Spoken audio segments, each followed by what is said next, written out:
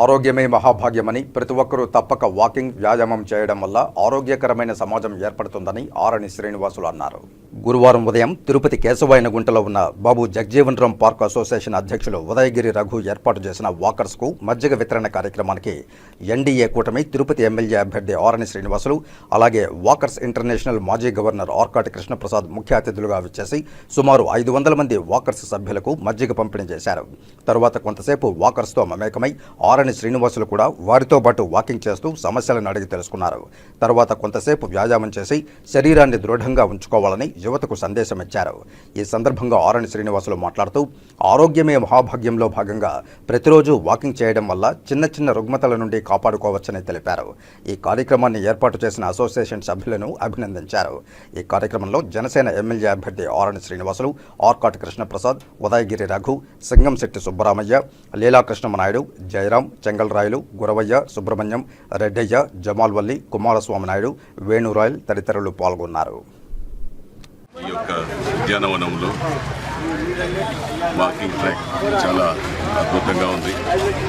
ఇక్కడున్న ప్రజలకు అందరికీ కూడా అందుబాటులో తీసుకురావడం చాలా ఉపయోగకరమైనది.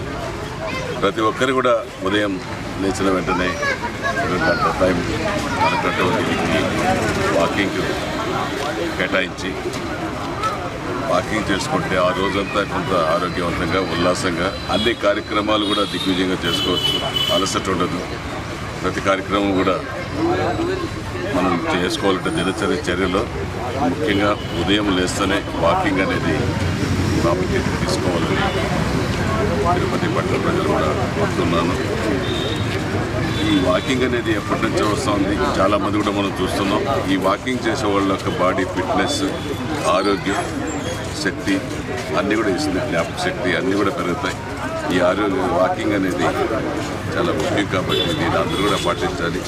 అందులో తిరుపతి పట్టణంలో చాలా ఎక్కడికక్కడ ఈ ఉద్యానవనాలు ఏర్పాటు చేయడం చాలా బాగున్నాయి. ఇవన్నిటి కూడా మీరు ఉపయోగించుకొని ఆరోగ్యవంతంగా ఉండాలని తిరుపతి పట్టణ ప్రజలంతా కోరుకుంటూ మరొకసారి గంగమ్మ జాతర, మన గంగమ్మ ఆశీస్సులు తిరుపతి ప్రజలందరికీ కలగాలని, కుటుంబ సభ్యులందరికీ కూడా సుఖ సంతోషాలతో ఆయురారోగ్యాలతో ఉండాలని కోరుకుంటున్నాను.